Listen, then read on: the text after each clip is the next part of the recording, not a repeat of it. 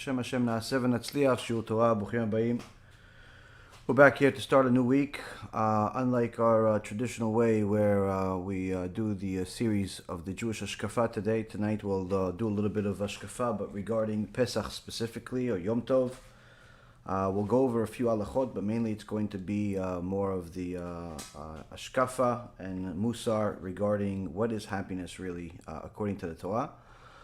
Tonight's shiur will be for a refuah shlema for Rabbanit Levana bat Tsara, Rav Efraim ben Shulamit, Rabbanit Sarah bat Anat, Avi Mori David ben Esriya, Imi Morati Doris bat Jora. Also for Hatzlacha Rabba for Marsha bat Julie, Ayla bat Marsha, Samuel ben Marsha, Cephas ben Marsha, Alexander ben Marsha, Louis ben Marsha, Shaul ben Farzane, Amir ben Shahin, and all of Am Yisrael and all of the righteous Noahides that continue to contribute, continue to learn Torah, continue to do whatever they possibly can to serve HaKadosh Baruch Hu to the fullest extent. So tonight we thought that there's a lot to say in regards to what we need to do, what we need to prepare over these next few days. We have, Baruch Hashem, less than a week before Pesach, the big day, the Exodus. As the Ramchal says, the Jewish holidays, unlike the Goyim, the Jewish holidays are always on the same exact time of the year every single year. There's no, like the calendar changes like they have in the Gregorian calendar. And what happens here is what happens above, meaning that when there is a specific holiday, that's commemorating the Exodus, commemorating Matan Torah, like in Shavuot, or anything like that, there are specific things that happen in the heavens that open up, certain doors that open up, certain angels, certain mercy comes to the world that is unique to that time. And there's no greater mercy than the mercy that HaShem had on us, at the time of Egypt, because if it wasn't for HaKadosh Baruch Hu taking us out of Egypt and giving us the Torah, we would still be slaves in Egypt to this day. And as the Chachamim teach us, even if Am Yisrael would have been taken out of Egypt, but without being given the Torah, they would have still been slaves regardless, because without Torah, in essence, a person ends up being a slave to the world, like we see the world around us. And the more a person learns Torah, the more a person cleaves to the Chachamim, which is fulfilling the mitzvah of cleaving to Hashem, the more a person understands the significant difference between someone that is Jewish and glued to HaKadosh Baruch Hu and living a Jewish life versus one of these Gentiles that's out there that's promoting homosexuality for children and all types of hormone therapy for a 5-year-old because maybe he doesn't know how to be a boy, he might as well be a girl. There's a lot of things that are happening in the world that HaKadosh Baruch Hu is doing in order to decipher between the wicked and the righteous. And more than ever, from my perspective, as far as my lifetime, hasn't been as clear who is the righteous and who is the wicked. You're seeing things in the world going upside down, and really now more than ever, even people that were not necessarily so connected to the Torah are realizing that their way that they've done for 30, 40, 50 years is simply not working. The people, regardless of whether they're attaining success monetarily or otherwise, they're still not happy. They're still looking for that, for that next big thing that may eventually make them happy, whether it's the next marriage, even if it's number 3 or 4, whether it's the next kid, whether it's the next job or the next career or the next million, but yet, even if they attain it, they don't get that happiness. At the same token, the world around them is going upside down. People are questioning whether they should bring children to the world in a world where the so-called children company that's Disney World, Disneyland, is now promoting homosexuality on a daily basis in their cartoons, in their parks, with a agenda to bring this type of stuff to your children. And if this is coming from places like that and not just your local pedophile, but also coming from major corporations, people obviously are realizing that the world is literally upside down. Now, of course, we always see upside down in the world, but what about Israel? Israel, unfortunately, is sometimes worse than the others. When you see a secular government putting the soldiers that are supposed to fight for them, the soldiers that are supposed to protect them, are being put at risk even more than the actual civilians. Because when a terrorist comes and attacks people, the soldiers are scared. Why would you be scared if you have the most advanced weapons in the world? Because you know that your own government will prosecute you if you shoot this terrorist that's not to their likings. And unfortunately, it wasn't too long ago where a soldier that killed a terrorist, an Israeli soldier that killed a terrorist, was put into jail for a year. Now there's been a couple of more terrorists that have been killed after killing people. And of course, people are putting this up to question. But again, there was more terrorism in the last 24 hours. And now the government is questioning whether to actually put these soldiers on trial, because if they don't, the Palestinian terrorist that's inside the government is going to break the government. Because he says we should put them on trial. They're Israeli soldiers and they killed an Arab. That's not allowed in this government. And he is the most powerful person in the Israeli government. Literally, a Palestinian terrorist is the most powerful person in the Israeli government right now, because if they don't do what he wants, if the clown liar that calls himself a religious Jew, but in reality it was shown recently that he's probably not even Jewish because his mom did a reform conversion. So unless he did a Giyul L'Chumrah of some kind at some other point, the Prime Minister of Israel is going to have to follow what this Palestinian is telling him. Why? Because if he doesn't, he's going to break the government. It's either that or he's going to band friendship with the most vicious part of the Palestinians, the ones that actually want Sharia law. So you have a world that's upside down. The soldiers can't fight. The people are upside down, and it's a lot of confusion out there. Now, when you look at at Israel right now, there are obviously certain people that are doing very well, but there are also quite a few more people that are doing terrible financially, especially in the religious world. There's a lot of people that are struggling with the inflation skyrocketing. As I've mentioned to you guys many times, the prices of everything have gone up so much that many people, even ones that have 2 and 3 jobs, are simply not able to afford to buy the things they need for the holiday. And never more than now has there been a need to help. And Baruch Hashem, we had the merit to help quite a few people, and the thank yous and the crying and the messages that we're getting from people that are being helped.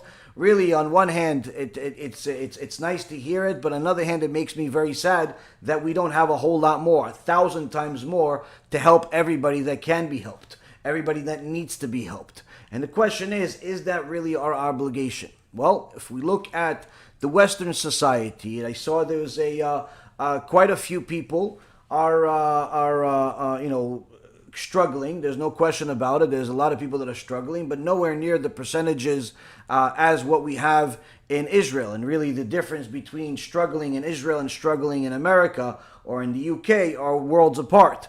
In Israel, someone is struggling, they literally don't have cheese in their refrigerator to eat.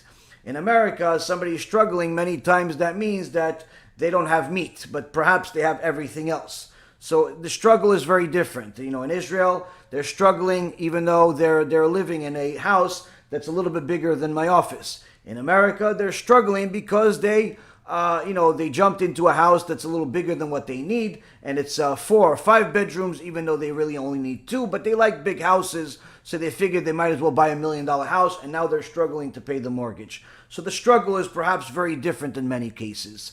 Quite a bit different. And quite frankly, when you see some of these articles that people are talking about, I don't waste my time reading them, but I just see simply the headlines. And people are asking, add a fifth question to Pesach. Why are the prices so high? Why are the prices so high? So people in America are complaining about why the prices of food of the holiday is so high. No one is actually really complaining about why the vacation resorts are so high and why there is so many people going to these vacations that really it's become a holiday where no one knows where anybody else is because everybody's in a different spot. The vacation resorts are packed The only struggle they have is to make sure that they have enough food for everybody, because there are so many people that could afford these expensive vacations. So on one hand, you have people complaining about the prices, but yet at the same token, the very same people that are writing these articles, that are reading these articles, are the ones that are spending $20,000, $30,000, $40,000, $50,000 to go on a Pesach vacation. And many times they're coming to the Disneyland and the Disney World that we really shouldn't be allowed to go to, and quite frankly are not. So it's a confusing world. It's a very, very confusing world. It's a confused world, and people need to know where everything stands. Now, this is not to say that this part is secondary, but we also have to address something that we spoke about last week, halachically, and since I don't know how long the second part is going to take, we have to take care of the halacha first to make sure that some people understand what's at stake, what's going on, and also to cool down a little bit, because there's been a little bit of turmoil for some people that are Sephardic over the last week since we spoke and we quoted the Halacha in Yalkut Yosef a week ago about cumin, and how he wrote here that it's not allowed even if it has Jewish ashgacha, kashrut. Even if it has kashrut, you're not allowed to use cumin. So after that, again, I'm not exactly a chef. My wife, Baruch Hashem, God bless her, and give her many, many years of health and happiness and success, with our beautiful children. She cooks. She deals with this stuff. I'm very good at eating. She's very good at cooking. Baruch Hashem, we make a good match for the last 20 years. But I didn't exactly realize how much of a difference this makes to the average household. And after the shiur, my own wife told me, listen, you have to understand, this is a tragedy. I said, why is it a tragedy? She says, because if you're Sephardi, this is like recipe number one. It's ingredient number one in many dishes. So, and of course, I got the emails and the messages from people. I don't understand. What do you mean? How did nobody ever know this? The cumin.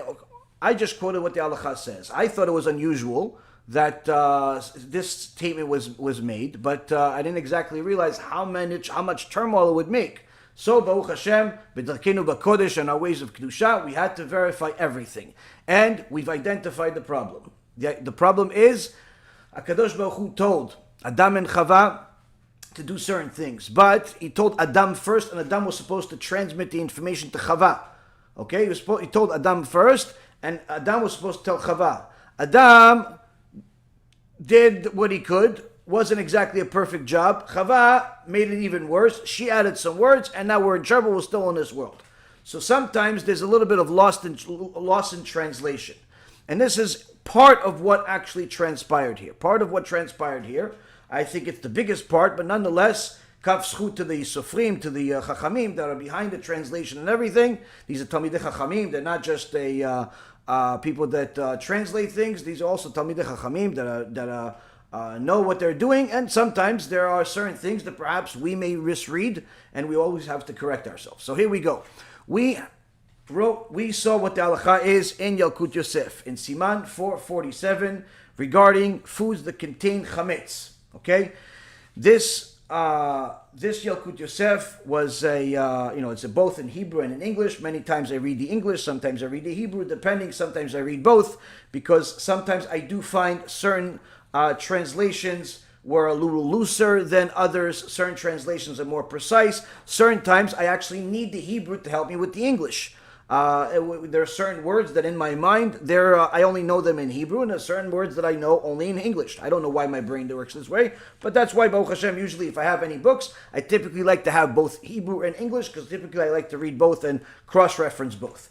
In this particular case, when I read this halacha, I read it in both Hebrew and English because it was so shocking to me, but I missed something. I missed something critical. What did I miss?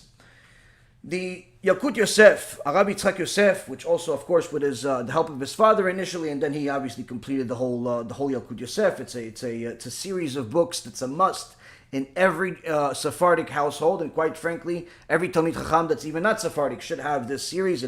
You'll find it in every respectable Bet Midrash, Yeshiva. You'll find a Yalkut Yosef, and Baruch Hashem, HaKadosh Baruch Hu merited the world to have this Yalkut Yosef also in English, that every household should have, even if you know that you're not going to be able to read the whole thing at any given time in a near future. It's still good to reference, to know, because sometimes you need an answer and you can't ask a rabbi because it's Shabbat, it's Yomtov. So it's very good to have this series. Either way, I always recommend it for everybody that that's starting to do tshuva to start off with. If you can't buy the whole series, buy Ilchot Shabbat. It's 3 books, and it'll give you a good start with a basic foundation for everything else. And then, of course, grow from there. If you could afford the whole series, it's only a few $100s. Then you buy the whole series. But the point being is that this is a must. This is a must. Just like having a Mishnah Berurah is a must for Ashkenazim, just like having a Tanya is a must for Chabad, this is a must for Am Yisrael that's in the English-speaking world. Okay? Now, in this Yalkut Yosef, Siman 444, he talks about בשנים האחרונות התגלה שבתבלין אקמון מתערבים גרעיני שיבולת שועל. Here he's talking about how in recent years, this is really referring to many years ago, 20 years ago or so, that it was discovered that cumin spice invariably has some oat seeds mixed in it. Since the 2 crops are traditionally grown next to one another, and the cumin seeds are almost indistinguishable from the oats kernels. A careful examination of the crop, however, revealed that every sack of cumin seed contained at least some oats that had inadvertently become mixed in it. Okay, so you have a situation where you have 2 crops growing right next to each other to the extent where every sack of cumin has some of the crop that is chametz. Okay, you have the oats, the oat seed that is chametz, and that is a serious problem.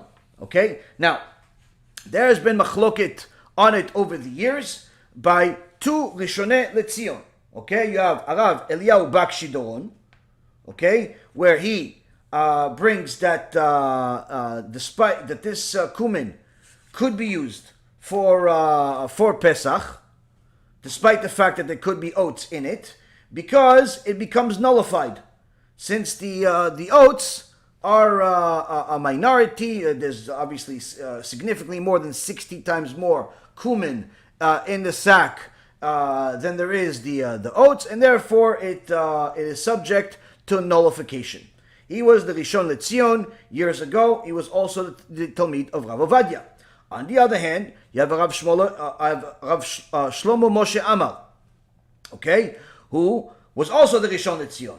He, on the other hand, said no, you cannot consider this a nullification candidate, because technically only until it's cooked and you put some water on it does the actual oat kernel become chametz, meaning that if you're using it on Pesach, it's becoming chametz on Pesach. So therefore, it's not subject to the nullification that you can use from before Pesach, and therefore, it's not allowed to use cumin. So he was also Rav Ovadia's Talmid. You have 2 Rishonei LeZion, 2 head rabbis of Israel, 2 different sides, and both of them are the Talmidim of Rav Ovadia. And then here he says that Rav Ovadia looked at this halacha. The Rishon LeZion, Amaran Rishon LeZion, Rav Ovadia agreed with the latter, meaning with the stringent opinion of Rav Shlomo Moshe Amar. The stringent opinion after discussing this issue. Okay? So, and then he says, accordingly, it is forbidden to use cumin spice on Pesach, even if it has rabbinical certification for Pesach. This is what's written in English. I'm reading it for you word for word. If you have the Yalkut Yosef, Ilchot Pesach, page 126, it's Siman 447. You have, accordingly, it is forbidden to use cumin spice on Pesach, even if it has rabbinical certification for Pesach. This is a shocking statement for anyone who doesn't know. Why? In essence, you're saying that whoever is putting kashrut on Pesach, simply you can't rely on them. Why? Because this is, even if it has rabbinical certification, that's it. You can't rely on it. Then it talks about how there is a way to kasher it. There is a way to kasher it, meaning to use this cumin, where if you actually cook it in before Pesach, if you cook the cumin before Pesach, then the food, if it's wet food, then that food that, since it's a subject for nullification of 1 to 60, then that cumin would be kosher for Pesach, no problem. Okay, even if it does actually have the oat kernels. Okay, so there's one thing. Second thing is is if you just simply wet the cumin and you store it wet, and then you can use it on Pesach itself. Because even if it had some oat kernel in it, which again is not a guarantee that it has the oat kernel in it, but even if it had it, since you wet it before Pesach, it allowed it to chametz, it allowed the kernel to become, in essence, chametz, but before Pesach, and become nullified. And therefore, this is once you use it on Pesach, it's already allowed. That's option number 2. Option number 3, you could also wet it and then freeze, put it in little cubes, the ice cubes, put it in a freezer, and then whenever you need it, you take the little ice cube that's full of cumin on your food, and you nullify it that way. So there's multiple ways of actually nullifying this cumin, even if you go with the stringent opinion, right? But again, it's troubling to us that there is a Rav Ovadia opinion here that is saying we should be stringent, that we should actually not rely on a rabbinical certification here on Pesach. So after we said, and that's what we said, and after we said it, of course, people came and we had to look into it. So now we looked at the cumin, and interestingly enough, many things in the Jewish world have cumin in it. Anything in the world have cumin in it. But interestingly enough, it's not just these things that have a little bit of cumin in it alongside 1.5 million other things, but also they sell this. Okay, just cumin itself. Now, why did I bring you these examples? Because here you have cumin with the ashgacha of the Bet Yosef, meaning this is ashgacha of the kashrut of Rav Ovadia. So how could it be the kashrut for Pesach I'm talking about? How could this cumin have kashrut of the ashgacha that Rav Ovadia relied on if he's saying to be stringent? Okay, adding confusion to confusion. So we had to go investigate. Over the last several days, a few of you have asked me questions about this. I told you I have to find out for sure before I give you something. I can't afford to tell people, go ahead, it's okay, and just do this, and I can't afford to tell people to eat chametz. At the same token, I can't just tell people don't eat anything and struggle. So we had to go investigate. We contacted a few poskim. We also contacted the kashrut itself to see what is going on, what's happening here with this whole thing. And along the way, we found the problem in this psak. What is the problem? Okay. The problem is, Rabotai Yekarim, is as follows. The issue that they brought up, this is something that happened 20 years ago. The translation, on the other hand, was something that took place more recently. Technically, this should make it more reliable. When we called the kashrut, we spoke to the kashrut. We asked them, how do you do this? How do you satisfy both the stringent side and everything else? They said, simple. Our kashrut has a specific process. Number one, we only buy this cumin from specific countries that do not grow these crops next to each other. That is strategy number one. Strategy number two, we have a computer system that when they go through the cumin, they have a specific lasers that identify if there is any type of oats there, and it's removed.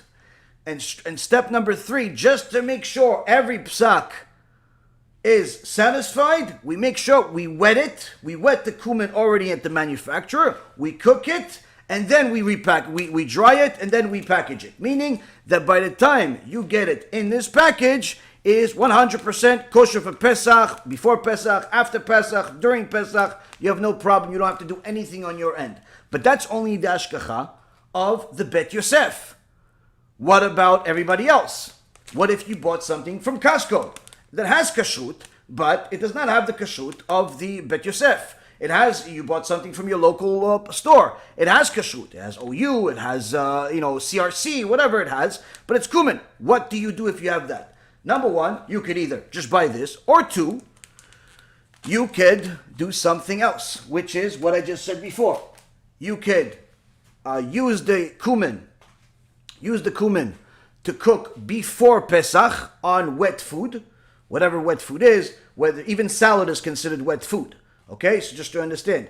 So, because salad has water in it. whatever has water or in it is considered in essence a wet food, or one of the 7 liquids is considered wet food. If you cook it before Pesach, you have no problem. Now, if you want to cook during Pesach and you don't have the ability to buy a Bet Yosef, okay, but you have a lot of cumin, you want to use it during Pesach, one thing you can do is, like I said, you can actually wet, a certain amount of the cumin. You could keep it in a jar, or you could simply freeze it, put it in like an ice box, ice crate, keep it that way. Or you could simply rely on the sfeka, double doubt. What is the double doubt? The double doubt of either, number one, that it may not even be a problem altogether because it's nullified, okay, like the like Rav Bakshi Doron says.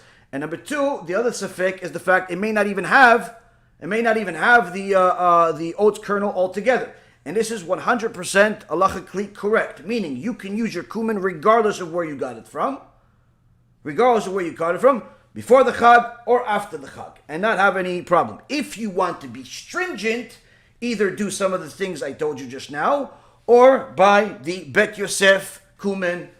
I'm sure they have more than one brand of cumin that they sell that's Ashgacha of Bet Yosef, but the point is, buy a Bet Yosef Ashgacha. Now, why do I say all of this, but yet there's an issue with the halacha itself that threw us a curveball? Because regardless of everything I just said, there's still an unanswered question. How could the author, say that even if it has a rabbinical certification for Pesach, you cannot rely on it? Certainly, they're aware that there's a Bet Yosef. There's a Rabbi Ovadia Bet Yosef. How could you say? Well, you're saying your own Ashgacha is incorrect? So, what do we see here? We see that there's a printer error here. Why do we know this is a printer error? Because when you look at the Hebrew side of things, it doesn't say any of that. Meaning, the halacha in Hebrew does not mention anything whatsoever about if there is a ashgacha, a rabbinical ashgacha for Pesach, you can't rely on it. The Hebrew side, which obviously more reliable than the English side, the Hebrew side has no word mentioned about that. This is an extra sentence. That sentence that says, accordingly, it's forbidden to use cumin spice on Pesach, even if it has rabbinical certification for Pesach. You will not find it on the Hebrew Yalkut Yosef. We checked multiple copies, not just mine. We checked the Hebrew-only version. We checked the English version, English for Hebrew. We checked multiple versions. This is apparently a printer error of some kind that simply is a mistake. Because if you look at the Hebrew, everything else is included except that one line. That one line that made the cumin debate over the last several days. So, to conclude everything, Baruch Hashem that HaKadosh Baruch Hu allowed us to learn this halacha more extensively, number one.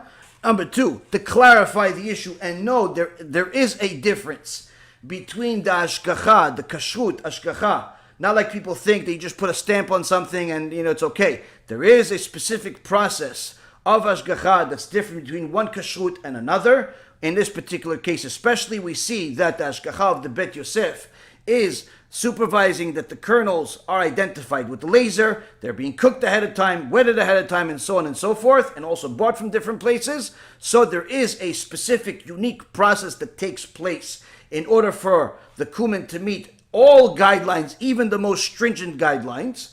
But for anyone that does not have the ability to be stringent for whatever reason or another, you can still have something to rely on halachically and to use your cumin during Pesach without any problem. Like I said, this Pesach is a time where Rav Ovadia and many of the poskim said it is a time to be stringent with certain things. It's very important to try to be stringent.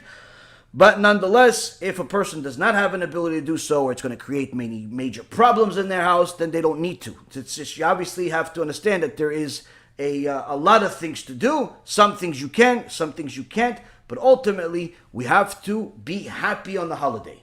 Be happy on the holiday. And this leads us to the next point. Sometimes a person could be the most stringent person in the world, but it'll create a lot of misery for everybody else. Sometimes a person will be clever, but clever to the point where he's causing a lot of unhappiness. There was a person that was very stingy one time. Very stingy. This is a joke, but it's really not a joke. It's a joke because it's not a real story, but it's not really a joke because unfortunately there are certain people like this where they don't realize where they're crossing the line. And some people unfortunately have a sickness, a very, very serious sickness called stinginess. Stinginess is a spiritual disease, no less dangerous than AIDS is for physical. And there was a guy that was so stingy that he simply could not allow himself or his wife to throw anything out. One time there was a chicken in their fridge that he wanted to eat, and then when he came to eat it, he saw that this chicken, it changed a few colors. It's not exactly the chicken that he bought a few weeks ago. Perhaps it's not for us, so he put it back in the fridge. The wife saw what he did. She opened the fridge. Oh, this is not good. Oh, let me throw it out. He said, no, chas v'shalom, what are you doing? Throw it out. He said, what do you mean? It's going to ruin everything else. I can't have this in my fridge. He goes, okay, I'll take care of it. I'll take care of it. So this guy took his chicken, went downstairs, and he ran into one of the poor people in the neighborhood. Hey, Chag Sameach, Chag Sameach, hey, here you go. I'm going to give you some food for Pesach. Oh, okay, Baruch Hashem. And he gives him the chicken that he wouldn't eat himself, the chicken that perhaps arrived at its annual birthday. Anyway, he gives this poor guy the chicken, and he comes back home, and he says, see, I found somebody that could appreciate the chicken much more than you did. His wife, Miskina, the poor lady, she is living with this guy already for so many years. She's used to his stinginess, but this time, she doesn't know what's coming. As you would have it, the poor guy, he's so poor, he can't really be picky when it comes to food. He sees a chicken, he cooks the chicken, he eats the chicken, and he gets sick, really sick.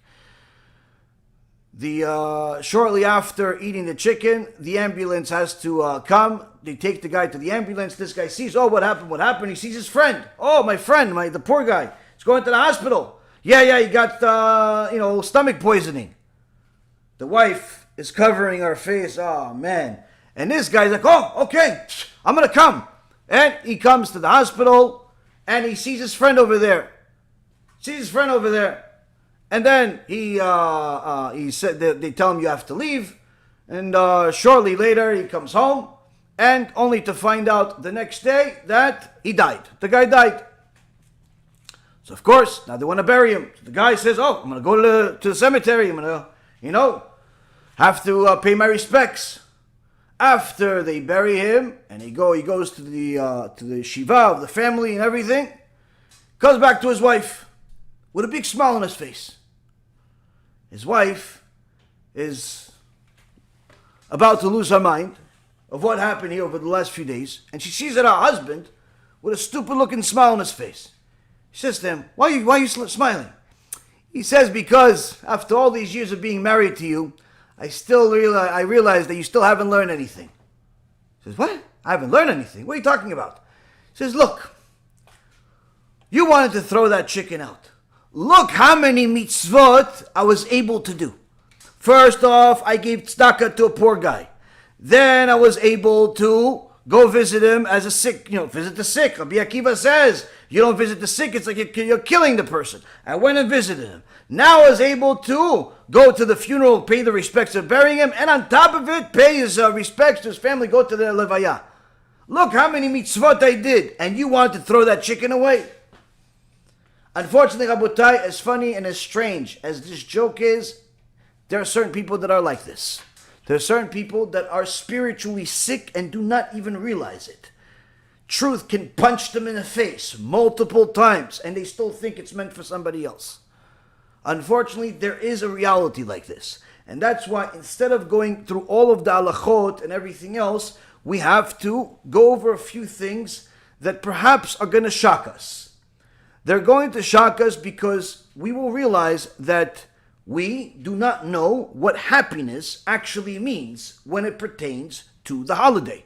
And I'm not just talking about happiness for Pesach, I'm talking about happiness in every holiday. When people think of happiness, they think of drinking, they think of eating, they think of singing. That's what they think of happiness. But we have to know what HaShem says is happiness, what the halacha says is happiness. Yes, of course, you have to prepare. You have to, this year you have the holiday. It starts on Friday night. So, of course, you have to light the candle of Friday night candle. You have to do the blessings. Yeah, then after that, you have to do the seder, go through the whole seder. Generally speaking, the Agadot today, if you buy them, Art Scroll Agadah or many other publishing houses, Agadot, give you the instructions. Simply all you need to know is how to read. And you'll have all of the instructions of what to do, when to do. And there's also websites like Shabbat.com that you could log on to. And you could be a guest somewhere else if you're not comfortable by being by yourself or you want to have new friends. I'm sure that there are plenty of people that are looking to host you. Shabbat.com is one of those websites that people literally looking for guests. They're looking to fulfill the mitzvah of Avraham Avinu and help guests. And that's wonderful. It's a wonderful thing to do. It's a wonderful thing to be a part of. And that's fantastic. But again, is that going to bring happiness? Is the one that's hosting guests really, happy? Is he happy? Well, we have to see, what does the halacha say about being happy on Pesach? And even more so, what happens if we're not happy? Why do we always insist on knowing the consequence of not being happy or not being this or not being that? Because when a person knows the price of whatever it is that they're deciding on, it helps to make a better decision.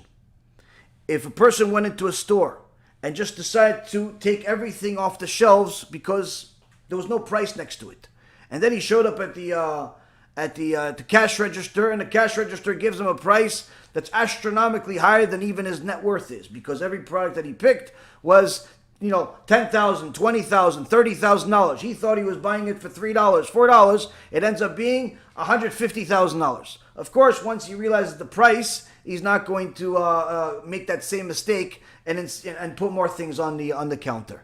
Same concept when it's you go into traffic. Sometimes you have stop signs or yield signs. And sometimes people listen, sometimes people don't listen. But sometimes here, at least in America, and I'm sure it does in other countries, they don't only put a stop sign or a yield sign on a highway, but they also tell you, if you don't listen, you could lose your license, get arrested, get fined $500, meaning they add to the ante. They tell you that there is a price to violating this law of the land. Same concept when it comes to cheating, whether it's cheating immigration, cheating the IRS, cheating different things. There are different commercials that the regulators pay a ton of money on to make sure to let the public know the consequence of violating their laws. If you violate the law in a securities business, you can lose your license, you can go to jail, you could do a lot of bad things can happen, especially if you're here in America. If you're in Japan or you're in China, it's if you don't violate the law, then how are you going to invest? I mean, there are very, very different laws there. But here in America, you have a certain law, and they tell you the consequence, and they spend money to make sure that you know the consequence. And the same thing goes with everybody else. Everyone that is worth their weight in salt always make sure that if they have a law, they make sure that people know not only the law, but the consequence of violating that law. If it's a company, if it's a regulator or otherwise, if a company is serious about its laws, it always tells people, these are the bylaws of the organization. If you have 3 strikes, 3 laws that you violated, 1 law, or this specific law that you violated, that's it. You're going to get fired, and in some cases, we're going to sue you and go after you. But the point is that to put the weight on things is a standard thing in society. Needless to say, they all learned this from the Torah itself, as a Kadosh Baruch Hu himself, practically in every single weekly Torah portion, every parasha, a Kadosh Baruch Hu reminds us of the consequence. Not just the crime, but what is the consequence of the crime.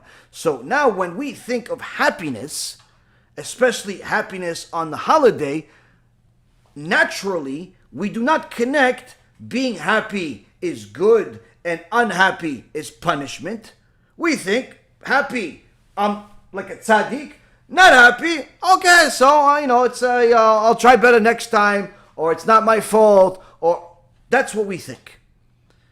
Also, when we think of happiness, we define happiness as things that are, we've heard happiness is related to food, is related to guests, is related to wine. That's what happiness to people, because that's typically how we're happy during the year. We're happy when we eat, when we drink, when we have guests. That's typically how people are happy.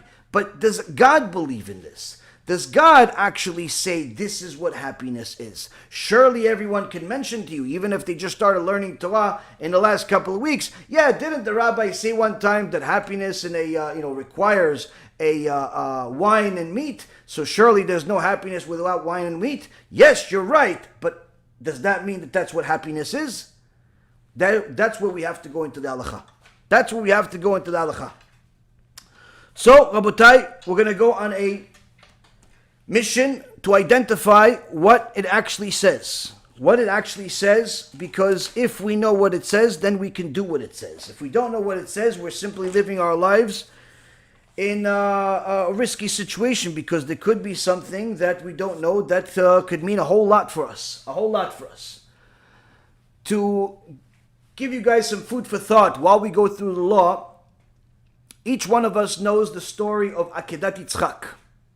Akedat Yitzchak is when HaKadosh Baruch Hu told Avraham Avinu, Kodesh Kodeshim, go and take your son, your favorite son, Yitzchak, and bring him over here. It's a sacrifice. Now, of course, the Avraham understood it that way, brought his son at 37 years old, the one that he waited for 100 years, and put him as as a sacrifice, only to hear from HaKadosh Baruch Hu, okay, you passed the test, you don't need to kill your son, you could replace it with a goat.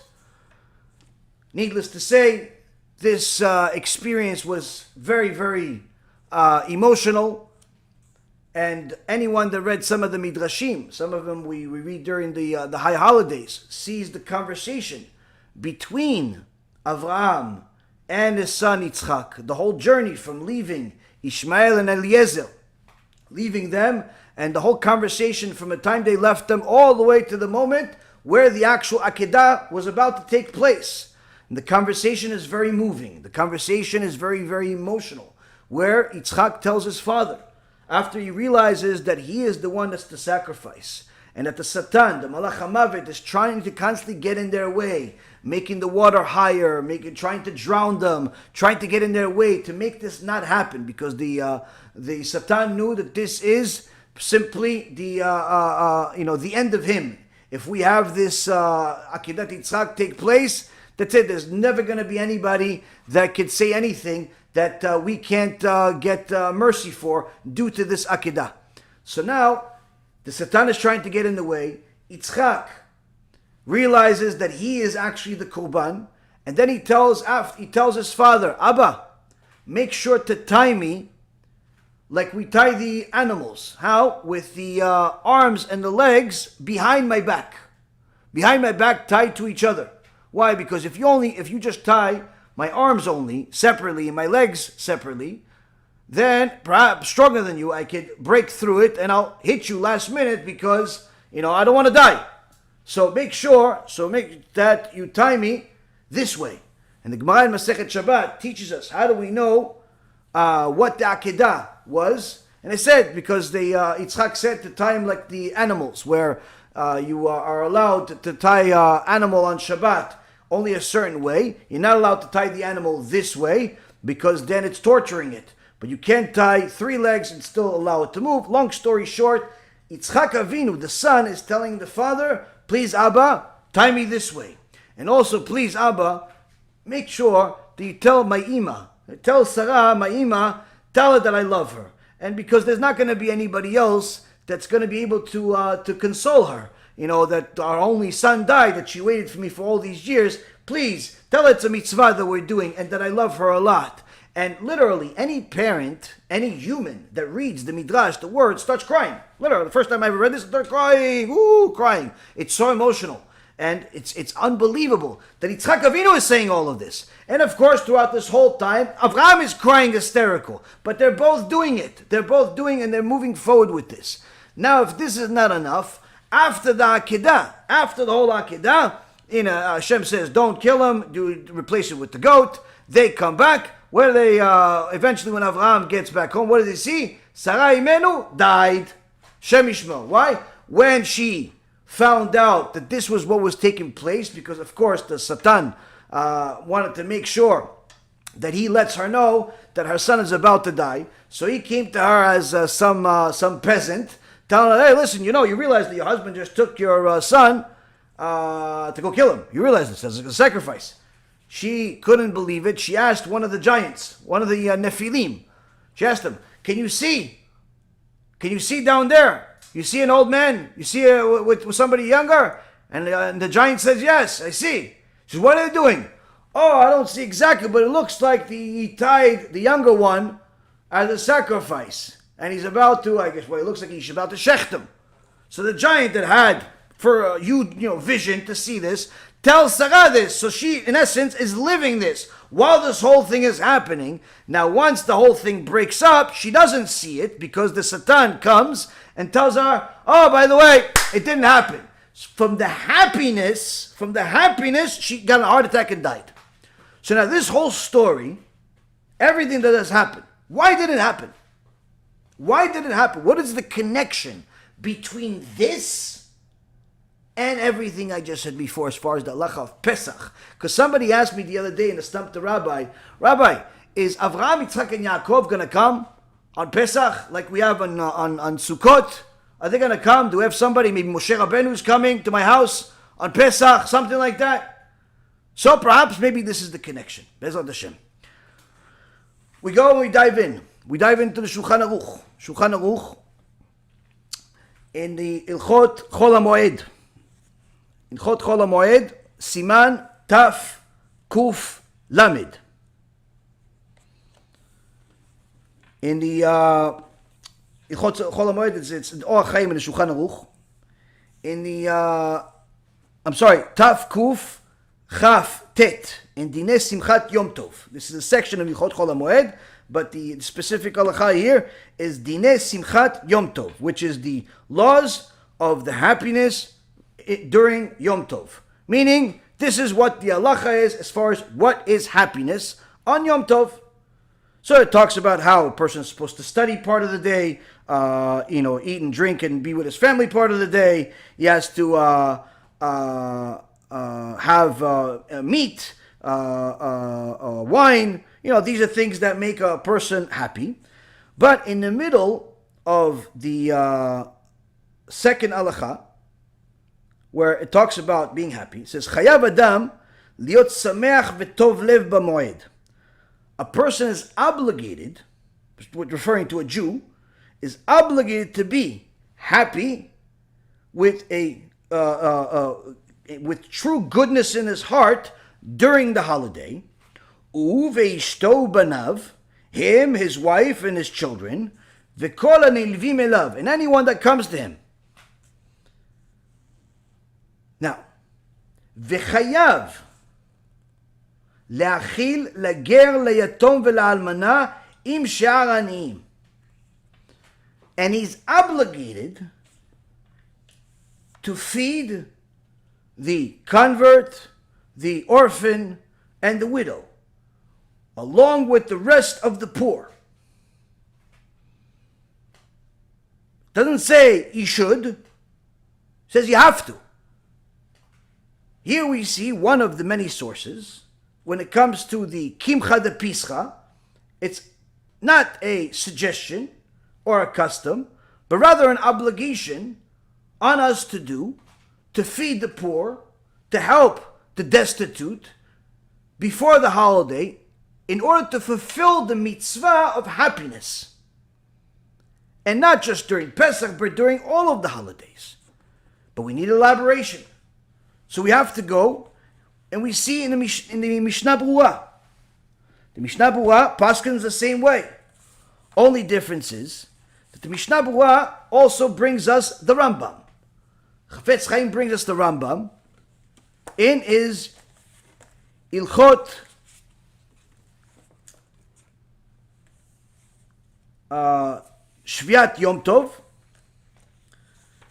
Ilchot Shviat Yomtov.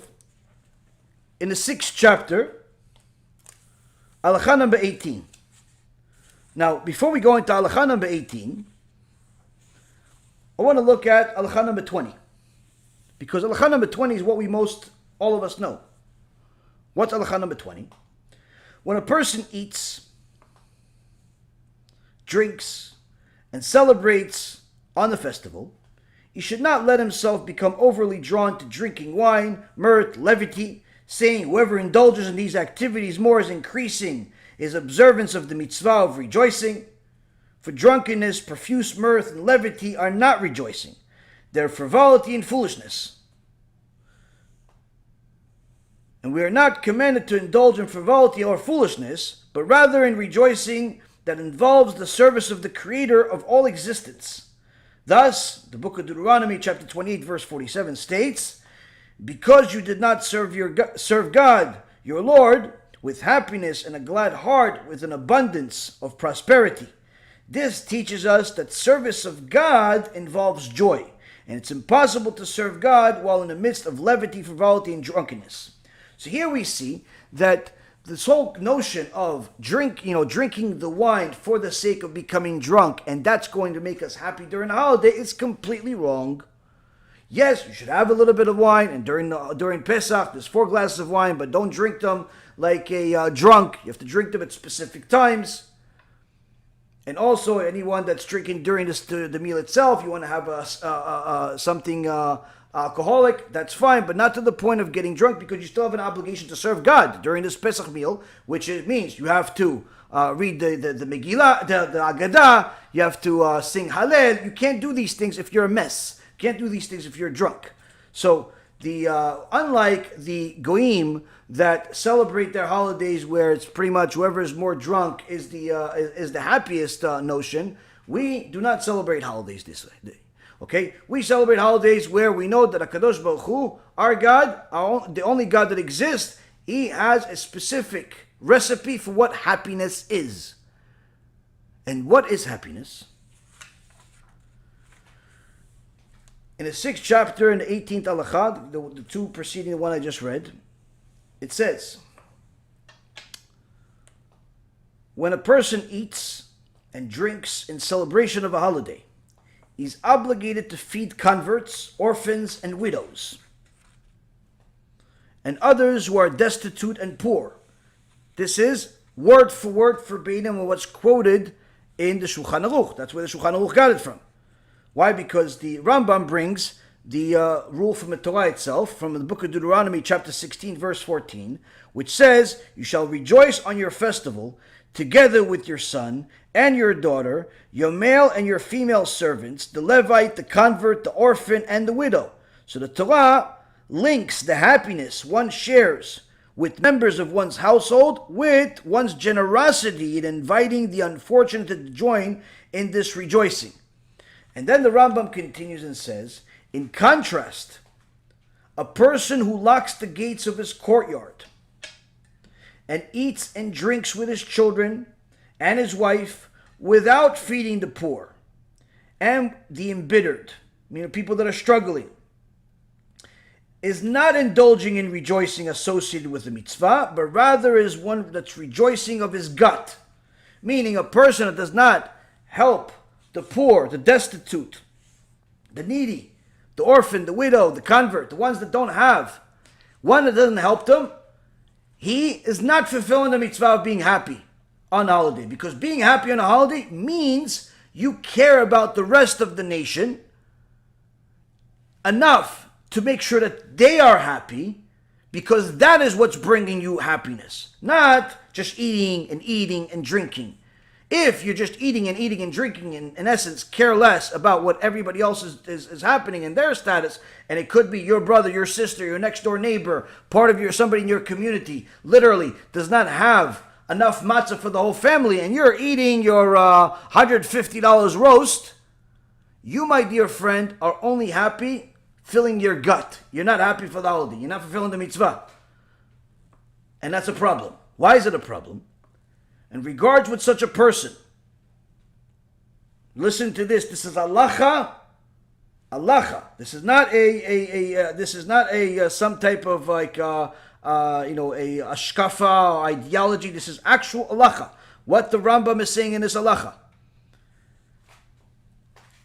Regards to such a person who does not help the poor, does not help the destitute, does not help anybody else.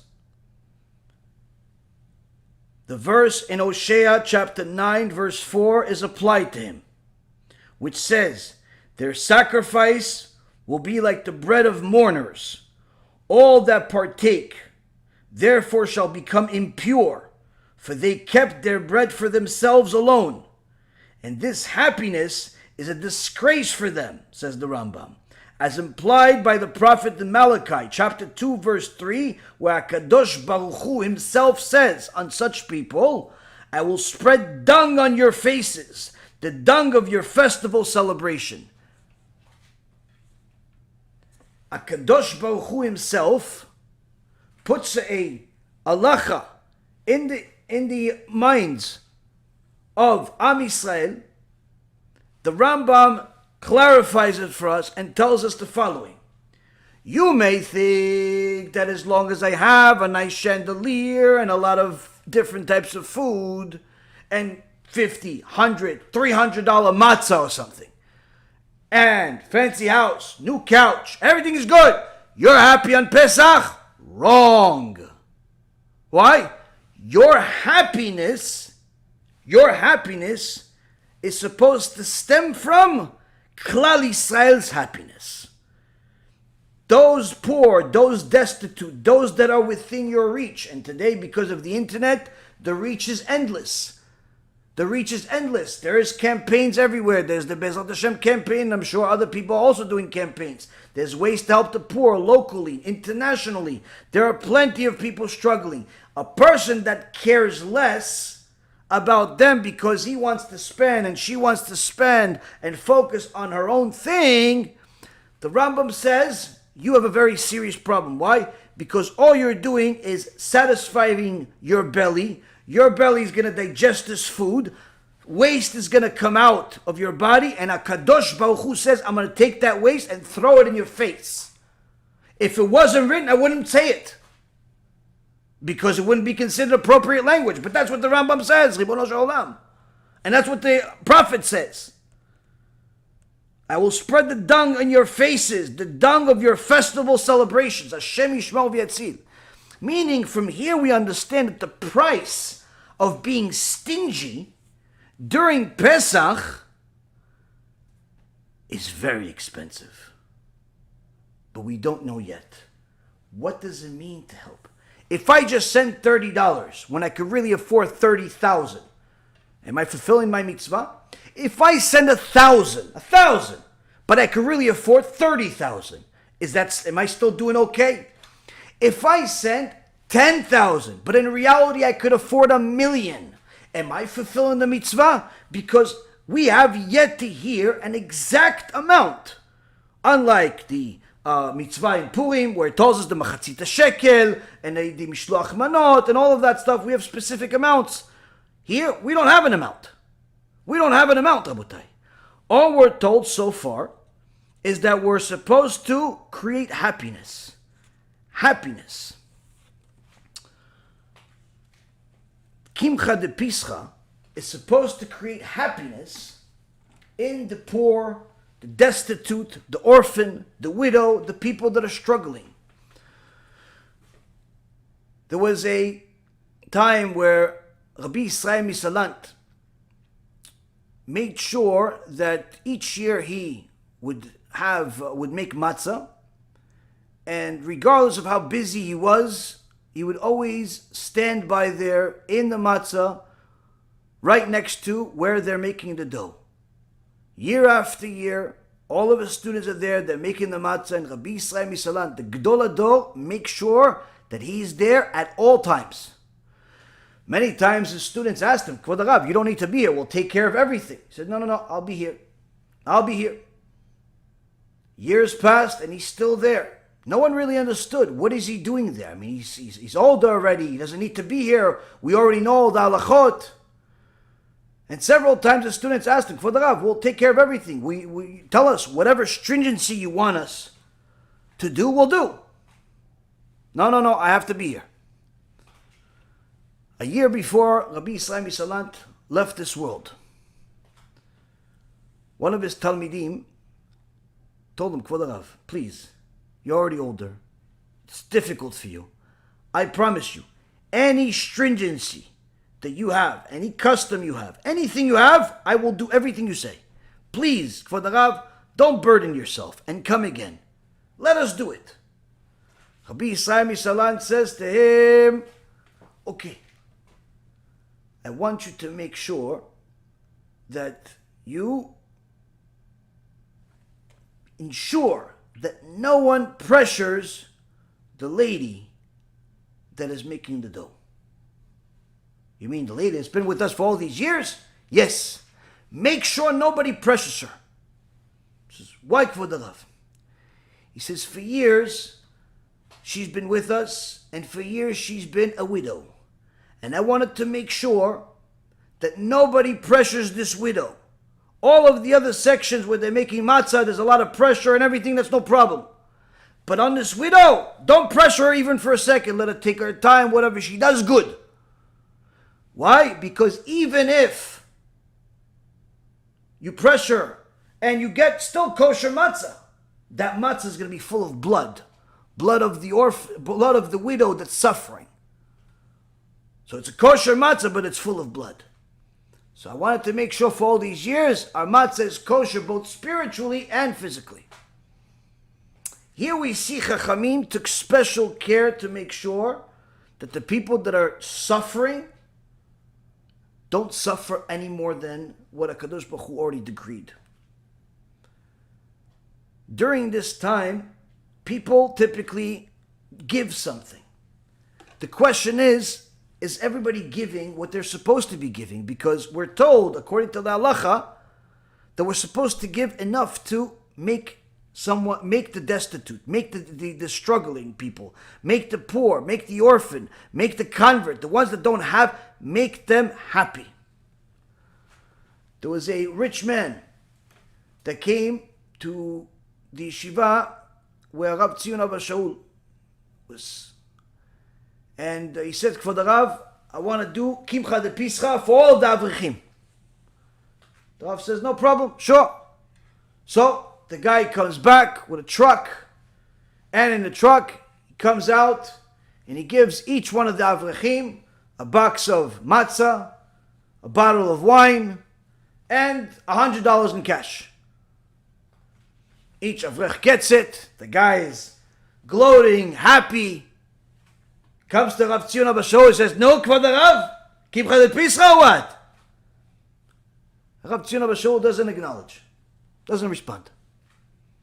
The guy, he wants, he's doing this partly for the mitzvah, partly because of the mitzvah of getting kavod. He says, no, Kvod Rav, Kimcha de Pesach, right? It's good, right?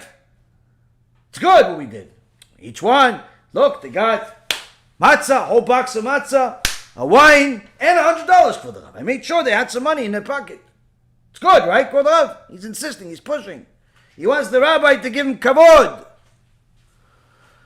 Rav Tzion Abba Shaul, who's a ish emet, cannot lie for even a second, because the emet is engraved in his heart. And he looks at this rich man, he says, that's what you call Kimcha de Pesach? That's what you call Kimcha de Pesach?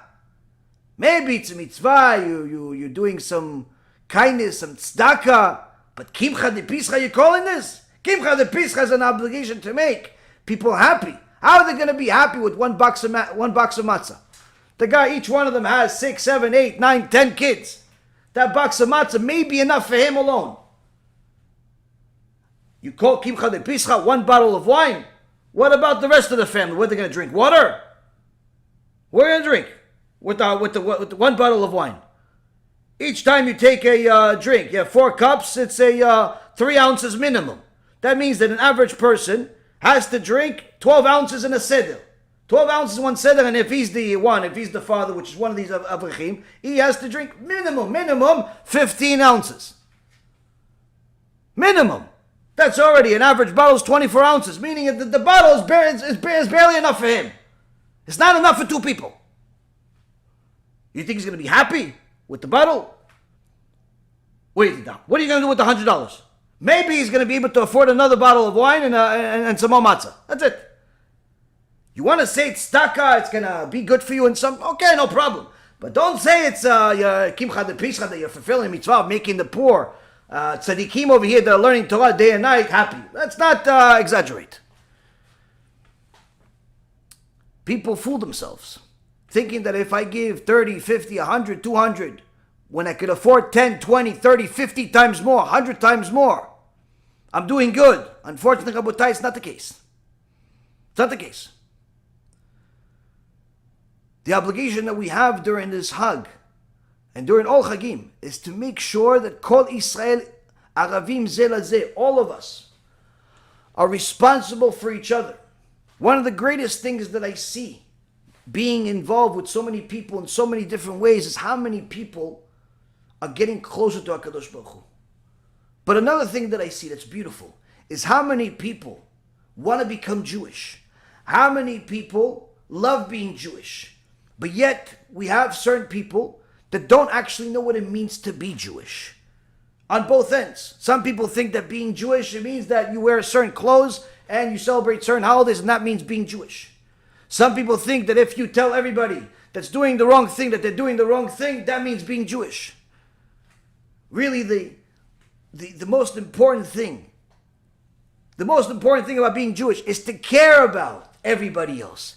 If they're making mistakes, you're rebuking them because you care, not because you want to tell them what to do. If they're doing good, you're giving them compliments, you're giving them chizuk because you care for them to continue doing what they're doing. If they don't know, then you tell them what they don't know because you care that they're missing some information that could make a whole lot of difference in their life. If they do not have the ability to fulfill something because they're poor, they're sad, they're depressed, you do it not because you have this extra ability or because you're such a good speaker or because you're so rich or because you're so this, because you're that. You're doing it because you care, because we're all one family. But when a person doesn't care about anybody but their own belly, what ends up happening is that they can miss the most important part of Judaism. Arav Ovadia Alav Shalom went house to house to go collect money for Kimcha de Pesach. In those days, there was no internet.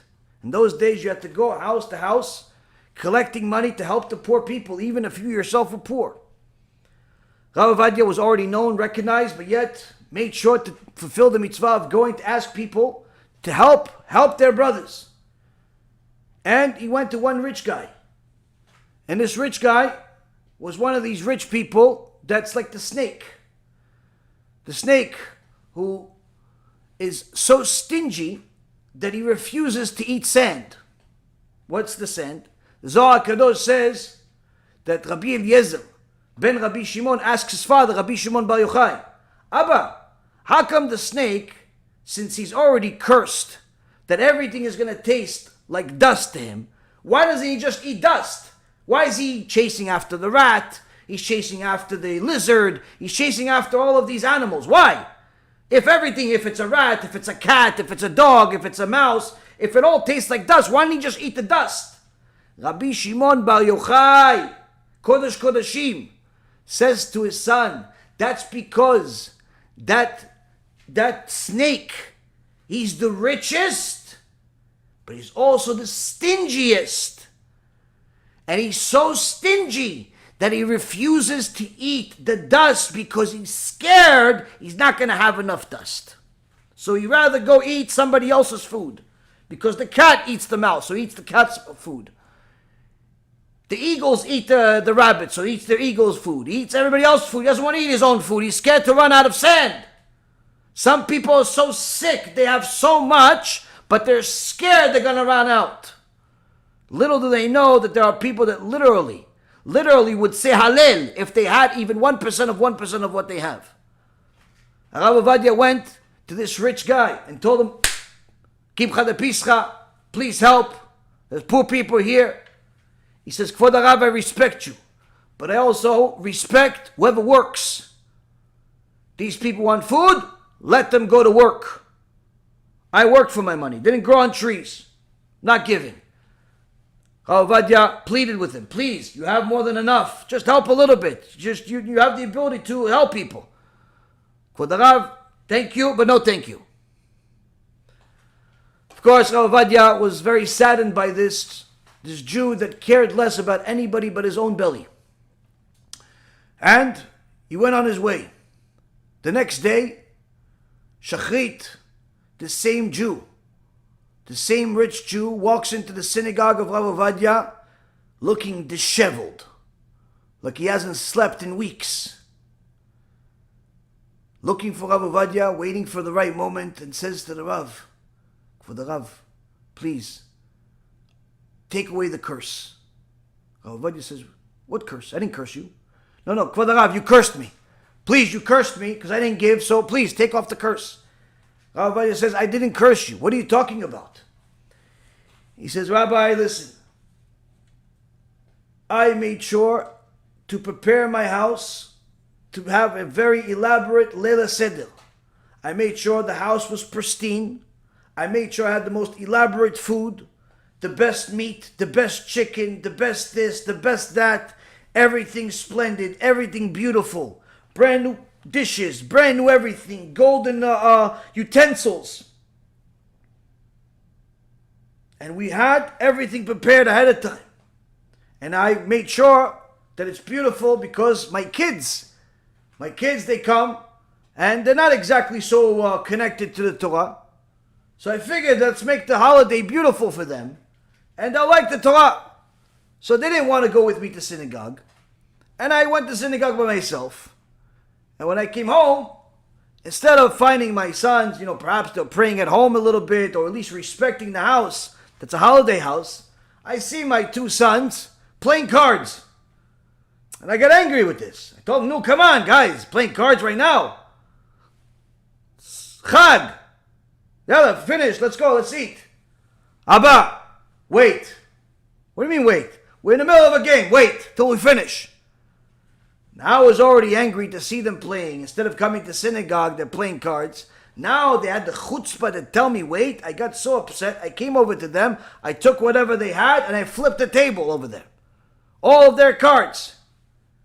My two grown sons that I took care of their whole life, took me, lifted me, and threw me out of my own house and locked the door. And the whole night, I'm knocking on the door, crying hysterical, begging them to let me back in, and they wouldn't.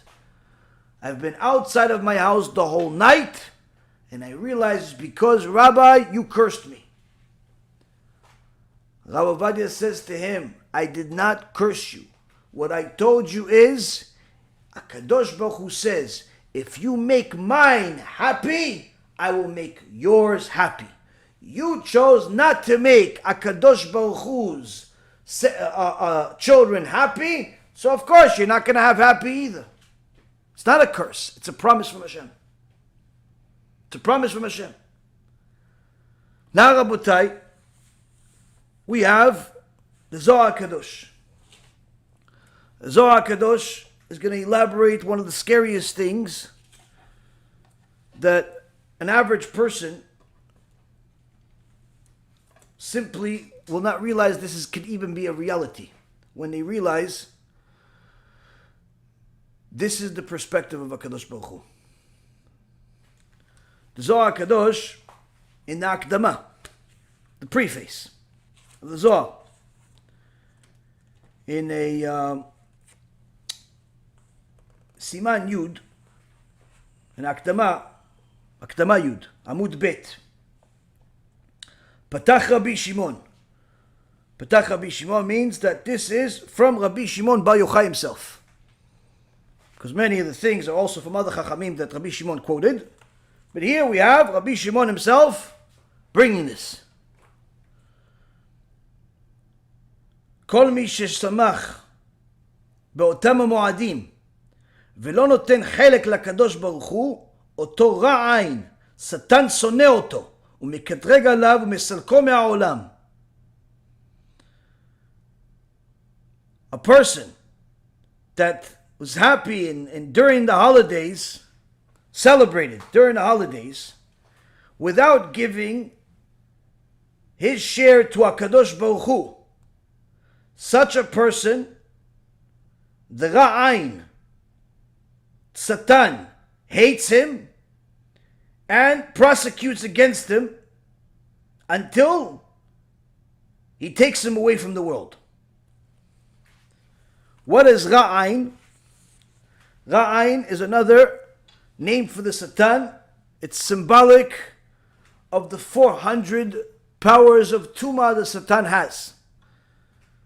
The Satan, Chamim say, he has 400 powers of impurity, and he is it's symbolized by the letter Taf. Taf is 400, and if you spell, let's say for example, the word Taf, the letter Taf, you actually spell it out.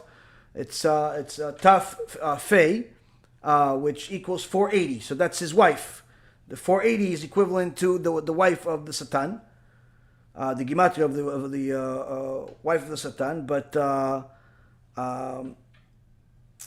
Ra'ain, if you do the gematria of it, is 400, and that's in essence the 400 powers. So here, in essence, the Zohar is saying that a person that does not give his share to HaKadosh Baruch Hu during the celebration of the holidays, the Satan shows up and attacks him with all 400 powers of impurity, meaning he comes at him full force until he removes the person from the world. Meaning that this is such a strong attack from the Satan that he simply does not let go. You know, there's certain times where the Satan, he bothers you, and then he leaves. He bothers somebody else, then he comes back, he comes to you on Shabbat, annoys you for a couple of hours, then he leaves, and then the rest of your Shabbat is good, but then he comes back on Monday, and he annoys you for a couple of hours, and then he leaves, and he comes back to you at night on a Wednesday, and he leaves, and so on and so forth. Here, it's different. Here the Zohar Kadosh says, no, if a person does not give his share to HaKadosh Baruch Hu during the time of celebration, then the Satan comes and attacks him and prosecutes against him until he removes him from the world. וכמה צרות על צרות מסובב לו, and how many troubles upon troubles surround this person. What is this? Okay, so there's a lot of trouble. So what is this section that we have to give to HaKadosh Baruch Hu? חלק הקדוש ברוך הוא לשמח עניים כפי מה שיכול לעשות. The part of HaKadosh Baruch Hu, says the Zohar Kadosh, is to gladden the poor as much as he can do. Here we see something very, very important, where the Zohar says not only what is the share to give to HaShem, in essence to give to the poor, but also how much to give to the poor. Which is, it doesn't say he gives whatever you want, but rather whatever the person can, which is a world of difference. Whatever you want, maybe $10. Whatever you can, maybe 10 million. So here, the prosecution could even be against the person that actually gave to the poor, but not as much as he can. בגלל שהקדוש ברוך הוא בימים אלו בא לראות אותם כלים שבורים שלו, ונכנס עליהם ורואה שאין להם לשמוח, הוא בוכה עליהם, עולה למעלה ורוצה להחריב את העולם. Says because during this time, HaKadosh Baruch Hu looks at the poor people, because they are his tools. He uses them. He uses the poor people, the destitute in the world for different things. And he sees that they have nothing to be happy about because nobody is helping them. And he cries over them to the extent where he separates himself from the world, goes higher, and he wants to destroy the entire world due to this unhappiness that the poor people have because no one gave them enough to gladden them. באים בני הישיבה לפניו ואומרים, ריבון העולם, רחום וחנון נקראת, התגלגלו החמך על בניך. Who comes to him? At that time come to him the tzaddikim, תלמידי חכמים, and shamayim, the Avraham, Yitzchak, Yaakov, Rabbi Shimon Bar Yochai, they come to him, said, creator of the world, master of the world, you're merciful. That's what you're called. Have mercy on your children. Because you created this, you created this world. So Hashem says to them, Amar lahem, V'ki ha'olam lo asitiu ela al chesed, שכתוב בתהילים, אמרתי עולם חסד ייבנה, והעולם על זה קיים. He says to them, what, you want me to have mercy on them? I created this world just for the sake of people doing kindness to each other. Just like it's written in Tehillim. Am Yisrael is supposed to do chesed. Tehillim, in chapter 89, says that due to the kindness, the world exists. So this consoling of the tzaddikim doesn't work. They come, they see a Kadosh Baruch Hu crying over the poor and destitute, that no one's helping them. They're saying, yeah, but have some mercy on your kids. He says, what mercy? I only created this world with all of them in there so everybody helps them. And I only created the other one to be able to help them. And you want me to this is the whole point of the world. If they're not going to do it, what's the point? So it doesn't work. Then what happens?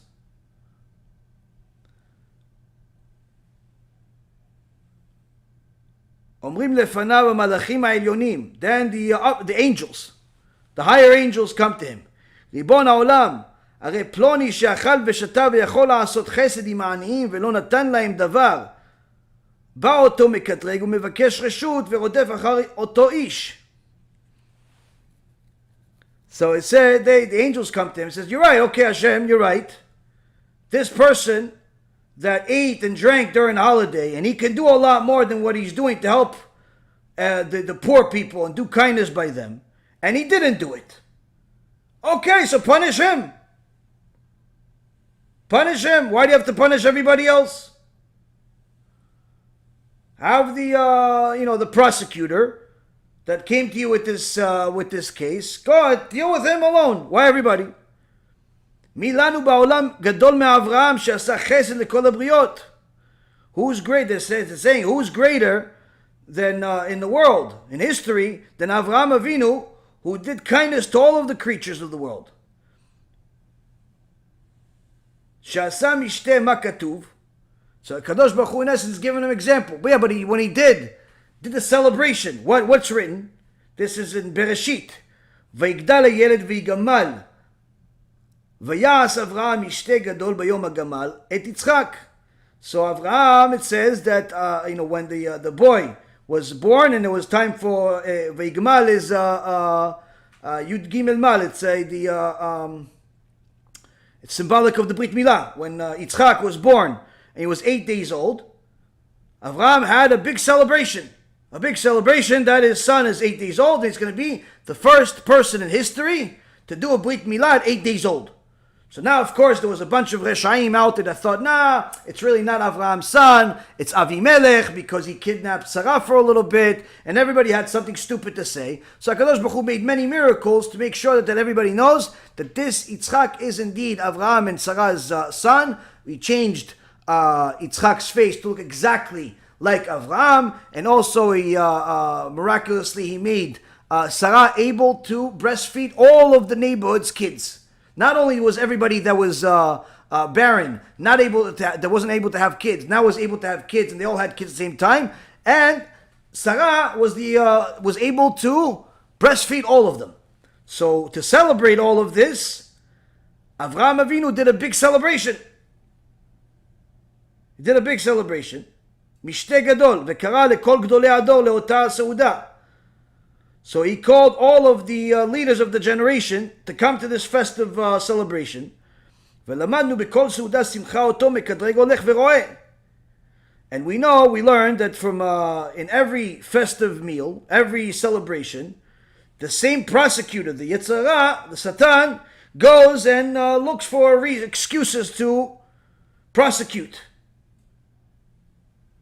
אם אותו אדם הקדים חסד לעניים ועניים בבית, אותו מקטרג נפרד מאותו בית, ולא נכנס שם. ואם לא נכנס לשם ורואה ערבוביה של שמחה בלי העניים, ובלי חסד שהקדים לעניים, עולה למעלה ומקטרג עליו. It says the Yetzirah comes to the door to see if they're not only celebrating to satiate themselves, to celebrate themselves and their family and their guests, but also that they made sure to take care of the poor people too. If they took care of both, he's not allowed to enter, he leaves. He leaves.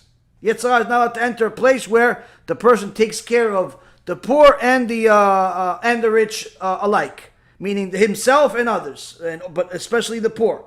He's not allowed to enter a place like that.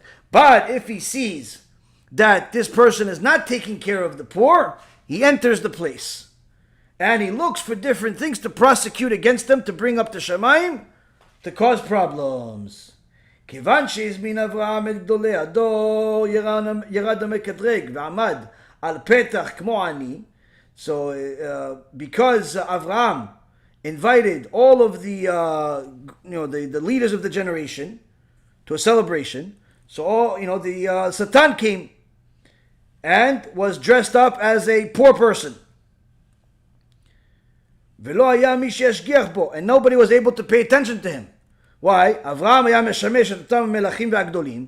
Avraham was serving all of the kings and leaders that he was hosting. And Sarah העניקה בנים לכולם. And Sarah was busy breastfeeding all the babies. שלא היו מאמינים כהולדתה, because people didn't really believe that she's the one that actually gave birth. So to prove everybody, do a big Kiddush Hashem, she breastfed all the kids. I'm not showing supernatural. So both Avraham and Sarah were too busy, and this poor person, which is really the Satan, nobody was able to take care of him. Mishum kach, so it says,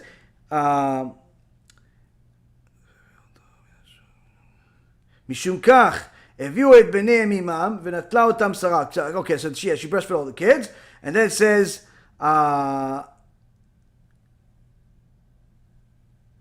מיד, so nobody was able to help the poor person. מיד עלה המקטרג ההוא לפני הקדוש ברוך הוא ואמר לו, ריבון העולם, אתה אמרת אברהם אוהבי, עשה הסעודה ולא נתן לך דבר ולא לעניים, ולא הקריב לפניך אפילו יונה אחת, ועוד.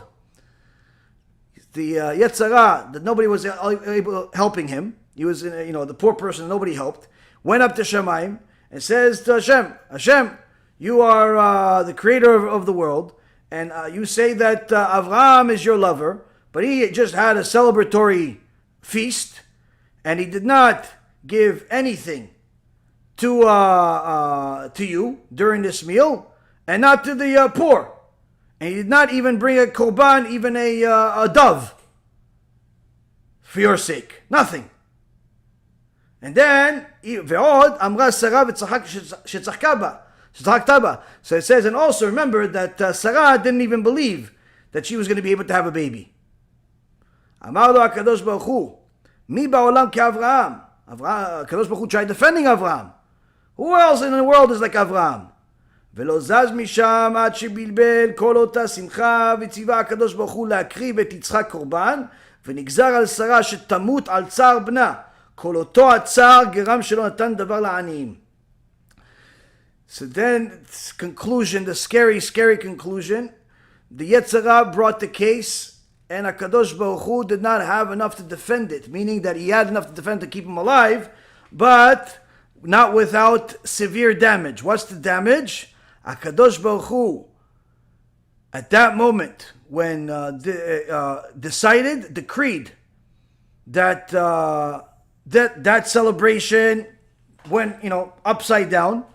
Furthermore, HaKadosh Baruch Hu decreed that Avraham will bring Yitzchak as a sacrifice. We'll do the Akedah. And Sarah Imenu is going to also getting punished to die early due to this Akedah. All because they did not take care of the poor during this festive Kiddush Hashem meal. During this Kiddush Hashem meal, they forgot to take care of the poor. Now, think here for a second. Who is Avraham? Who is Avraham? Avraham Avinu, he is known as the ultimate chesed. His house had 4 entrances, just to make sure that whoever saw his house knew that this, wherever he's coming from, whichever direction he could come in. He hosted everybody, every day, all year round. Right after he did the Brit Milah, on the 3rd day, the worst day in the world, where there's a lot of pain after Brit Milah, he sees 3 people he thinks are just a bunch of Arabs. He doesn't think they're angels, doesn't think they're rich people, doesn't think they're anybody good. He sees 3 people. He runs after them, begs them to be his guests. This very same Avraham that did mitzvot 24 hours a day. He was in the middle of a conversation with HaKadosh Baruch Hu. He left HaKadosh Baruch Hu just to go do kindness. Who leaves HaKadosh Baruch Hu? But him, because he knew that although HaKadosh Baruch Hu loves him and wants to talk to him, HaKadosh Baruch Hu loves him enough to want him to do his will, which is what? To go help do kindness, go do his mitzvot. Avraham literally got to the ultimate wisdom, ultimate kindness, ultimate love, unbelievable. Yes, everything you did is good, says HaKadosh Baruch Hu. Everything you did is good, but today, you messed up. In his level, he messed up. What? That celebration, forgot a little bit. And if it wasn't, we wouldn't be allowed to say such a thing. You forgot to take care of the poor. And because of that, in his level, HaKadosh Baruch Hu decreed Shem Yishmo V'Yatzil. HaKadosh Baruch Hu decreed that Avraham has to bring his son, the very same son he's celebrating the Brit Milah, he's decreeing for him to go bring him as a sacrifice. For him to cry bitter tears over him, that he's about to slaughter him. For him to already visualize the whole thing happening, and his wife not being able to ever see her one and only son ever again. That son growing up just to learn that he's going to die as a sacrifice without really knowing the reason. That mother that waited 90 years to have a son is going to lose it. The anguish of the Akedah is literally incomprehensible. Hence the reason why it is a sacrifice that all of Am Yisrael benefits from. To this day. What was the reason behind all of it? The very same Baal Chesed Avraham Avinu forgot during the festive meal of Kiddush Hashem to help the poor people. Now, of course, none of us are even the dust under the dust below the feet of Avraham Avinu. But from here, we learn the significance of helping the poor, number one. Number two, that HaKadosh Baruch Hu's definition of happiness is worlds apart from our definition of happiness.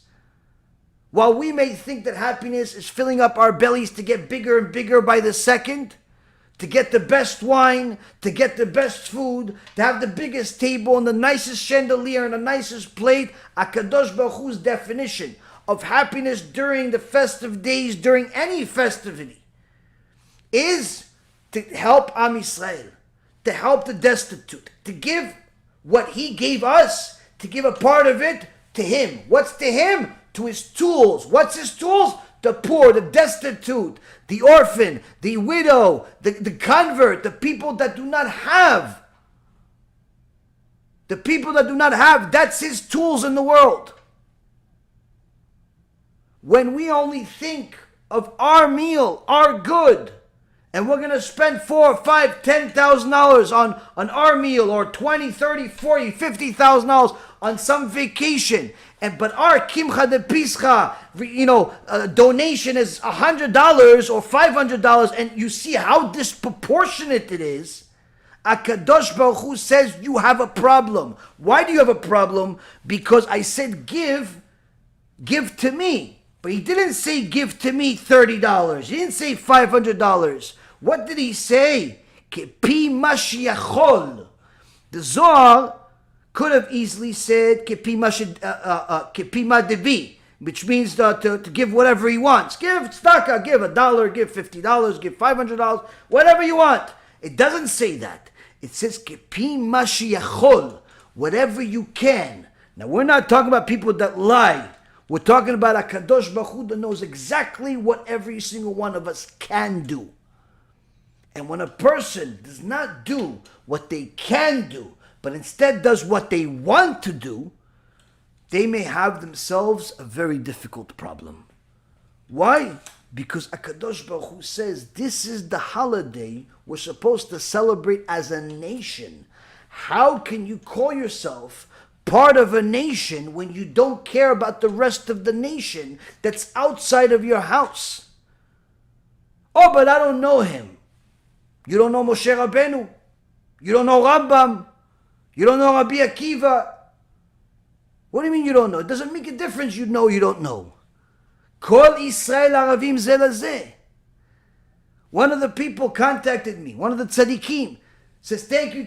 I said, please, between you and I, we both know you're helping me more than I'm helping you, so please stop saying the thank you. Between you and I, we both know this is a joke. You're saying thank you to me. What thank you? You're helping me, so hopefully maybe I'll have a merit in Shamayim. Maybe I'll have a merit in Shamayim. That's what you're helping me. You think I'm helping you? HaKadosh Baruch Hu was going to give you anyway. What are you saying thank you? Thank you, okay, it's good for you to fulfill mitzvah of hakarat tov, of gratitude, but don't think for a second that I really need this thank you. In reality, thank you. Why? You gave me the opportunity. You gave me the opportunity to fulfill the will of Hashem. Which is what? To give to His. To give to His. When a person looks at things from the right perspective, everything changes. Why? All of a sudden, I'm not so concerned about the golden plates. All of a sudden, I'm not so concerned about the chandelier. I'm not so concerned about what kind of table cover. Yeah, it's all important, but not as important as what we just learned. Because if a person does not have the greatest chandelier, or the most golden plates, or the most delicious roast, it doesn't say all of these horrific things will happen to that person. But it does say it if a person cares only about himself. On the other hand, Rav Efraim says we learn that HaKadosh Baruch Hu's perspective is so different from us in regards to this that we can see inside the Torah how even somebody that's not a good person, that does the will of Hashem, HaKadosh Baruch Hu uplifts him to a level that he doesn't even belong to, meaning much higher level. There's a few examples of this. Nebuchadnezzar Rasha. Nebuchadnezzar destroyed the Bet HaMikdash, caused an endless amount of suffering to Am Yisrael, despite the fact that he is either the son or the grandson of Shlomo HaMelech. According to Chachamim, he was either the son or the grandson of Shlomo HaMelech. Certainly he was Jewish himself, but he was the king of Bavel and caused an endless amount of damage and suffering to Am Yisrael. Endless. On top of that, he was a homosexual, filthy, rapist, disgusting human being. Yet, this filth, disgrace of a human being is being given a description like Moshe Rabbeinu, like Mashiach Tzidkenu, like David HaMelech. Where? Book of Jeremiah, chapter 25, verse number 9, and it's also mentioned somewhere else too. It says, Hineni sholeach velakachti et kol mishpachot tzfon neum Adonai ve'el Nebuchadnezzar melech Bavel avdi ve'aviotim al haaretz azot ve'al yoshvea ve'al kol hagoyim ha'ele. Here, HaKadosh Baruch Hu says, behold, I am sending and will take all the families of the north, the word of Hashem. And I'm sending to Nebuchadnezzar, king of Babylon, my servant. And I shall bring them upon this land and upon its inhabitants. In essence, he's unfortunately promising a disaster coming to Am Yisrael at that time, that the destruction is coming from Babylon. But what's critical here in this verse is that HaKadosh Baruch Hu calls Nebuchadnezzar, the king of Babylon, my servant. Meaning this Rasha that is about to destroy the Bet HaMikdash, he's my servant. He's my servant. Why? Because I want him to kill Am Yisrael? No. Because he's doing my will. He's doing my will. This Nebuchadnezzar was supposed to die. Supposed to get a horrible decree. The prophet Daniel told him to give a bunch of tzedakah to poor people. And that gave him more power. This Nebuchadnezzar was sent by HaKadosh Baruch Hu to go punish his children. And he did it. He's called HaKadosh Baruch Hu's servant, Hashem Yishmor, for this time. If this Rasha could be called HaKadosh Baruch Hu's servant for doing the will of Hashem, which brings disaster to Hashem's children, needless to say, do Hashem's children themselves could get to a point of being called Hashem's servants, like Moshe Rabbeinu, like David HaMelech, like the Mashiach is called Hashem's servant. The average person today, the average Jew in yeshiva, the average Jew that goes to shul in the morning, the average Jew that keeps Shabbat, the average Jew that's celebrating Pesach, could also be called a Kadosh Baruch Hu servant if he simply does the will of Hashem. Sometimes the will of Hashem comes to a person naturally. Sometimes it's against his nature. And it's those times that a Kadosh Baruch Hu wants it most. It's those times that HaKadosh Baruch Hu wants it most. Rav Biderman Shichye once told a story where he said that there was a story years ago where there was a death in the community, and of course the Christians blamed the Jews, and they said they pinned it on one Jew. One religious Jew didn't do anything. And the Jews, of course, said, no, he didn't. He was at shul, he was this, but they wouldn't take any alibi. So one of the people in the Keilah says, why don't we take some dogs to go find the weapon, to go find the perpetrator, to go help the investigation, and see if it's really the Jew. So they used some dogs, and through the natural instincts of the dogs, these dogs were able to identify the weapon, identify the killer, identify everything, and confirm that not only is it not a Jew, but it was actually a Christian that was a murderer of his own brothers that were Christians. So now one of the people in the Keilah came to the rabbi and says, Kvod Harav, these dogs, they just saved the Jewish life. They just saved the Jewish life, these dogs. They must have a share in the world to come. What kind of share do these dogs have in heaven, Kvod Harav? In front of the entire Keilah, the rabbi says to him, nothing. The dogs will get nothing. Of course, everybody's shocked. The dogs just saved the Jewish life, identified the murderer. Surely they should go to heaven or something. But the rabbi that's a big tzaddik says, no, they get nothing. Why? Because they're simply following their instinct. You do not get rewarded for doing what you were programmed to do. If you write the greatest book in the world that has all of the chidushim of the Torah in it, on Microsoft Word or on Google WordPress, Google doesn't get any merits for it. Microsoft doesn't get any merits for it. Why? That's what the program is supposed to do. That's what the program is supposed to do. If a certain mitzvah comes to you naturally, to the point where it's easy for you to wake up in the morning and say Modeh Ani, it's easy for you. That's not exactly what your tikkun is. If it's easy for you to give $10, that's not exactly what your tikkun is. What Hashem wants? He wants more. He wants more. He wants you to overcome what you were programmed to do. He wants you to overcome what's easy for you to do. It's easy for you to give 10, give 20, give 500, give 1,000, give what you can. Give what you can afford to give. Give what you can, not what you want. Do what you can, not what you want. Why? HaKadosh Baruch Hu wants more. He wants us to give more. When we give more, we not only show that we believe in HaKadosh Baruch Hu, but we also we show HaKadosh Baruch Hu that we are His. During this Shabbat, I read Tehillim.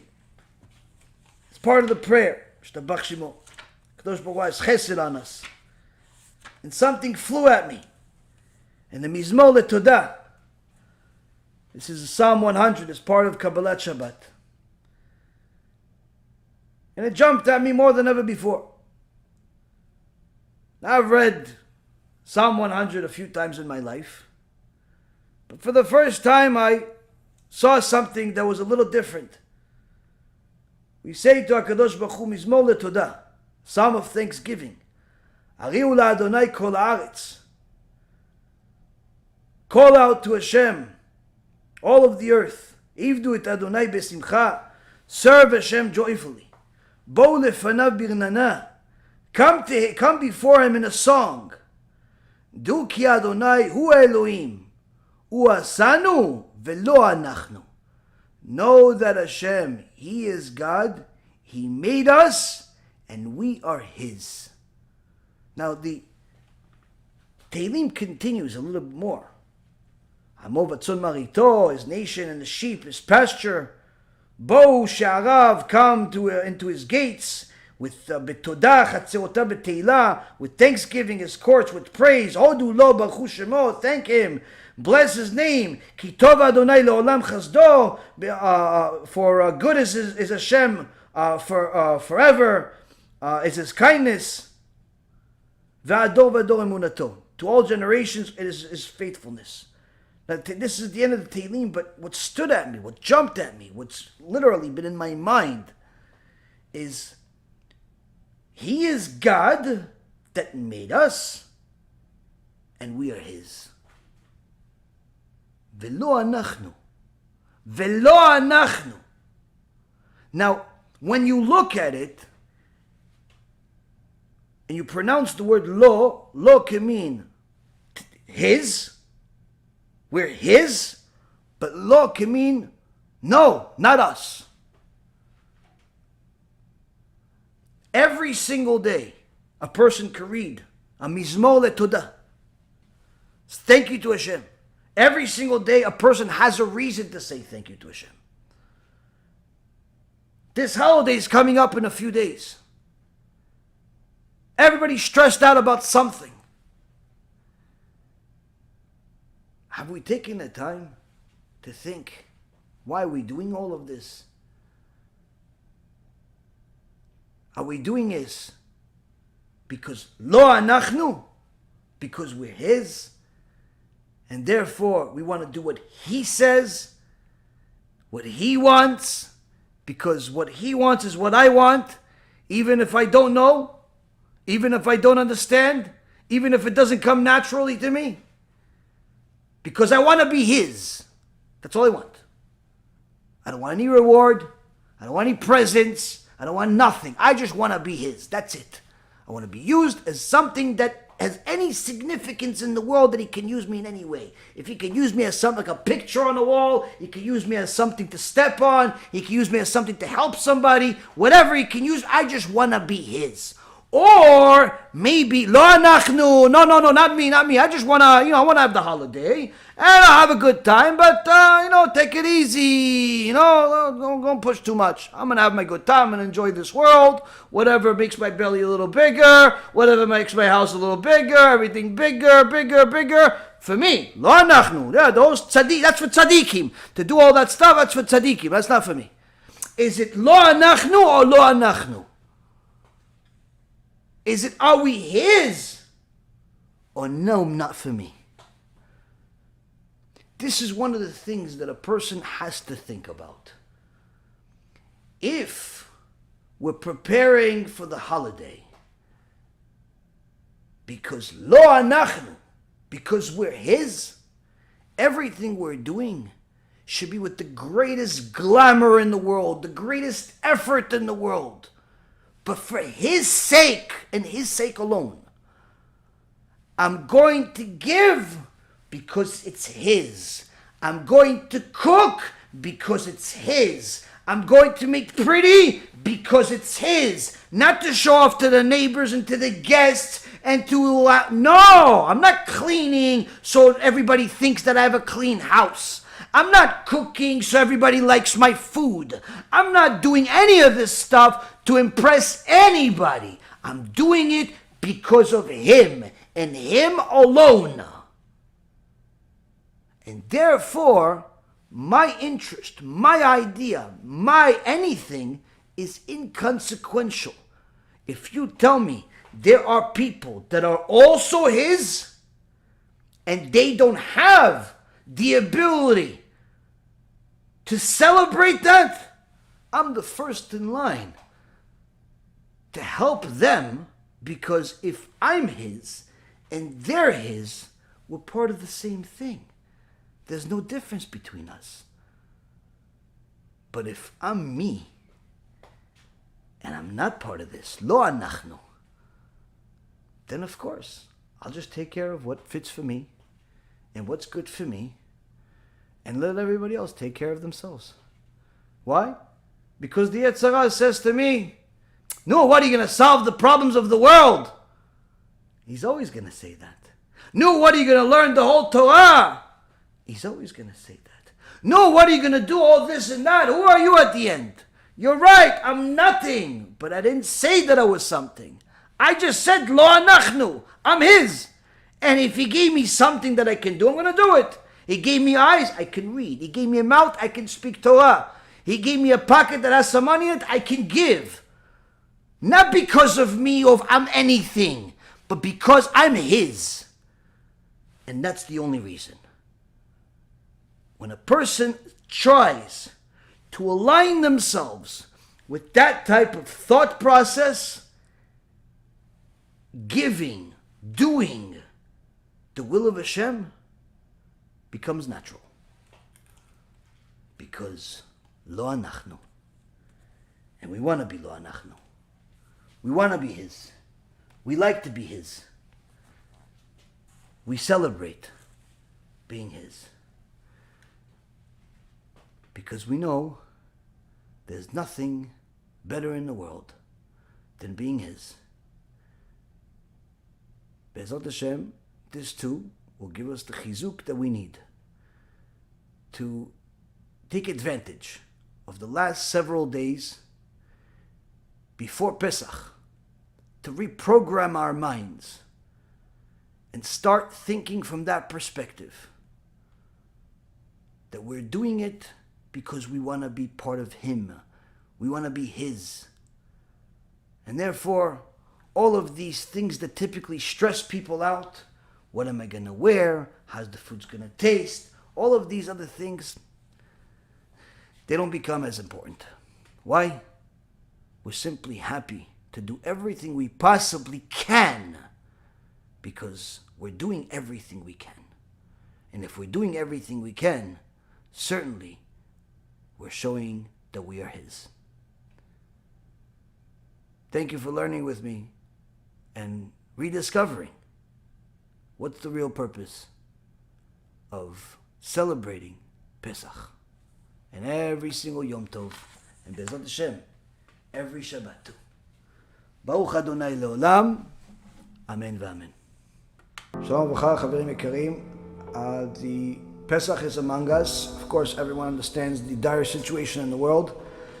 But from our perspective, the most tragic situation right now is that we have tens and tens of millions of dollars going to foreign countries to help some people that may or may not be our friends and our brothers, may or may not be Jewish, while our own brothers that are, verified our brothers in our backyard, in Eretz Yisrael, in the Efraim communities, in Bnei Brak, in Tel Zion, in Yerushalayim, in Netanya, in literally every part of Eretz Yisrael are struggling to make ends meet with the skyrocketing inflation in Eretz Yisrael, with the abuse by the government, and more than anything else, by the lack of concern of some of the donors that are out there, where a lot of money is going to help Ukraine and help a lot of other causes, while the world of Torah and the world of poverty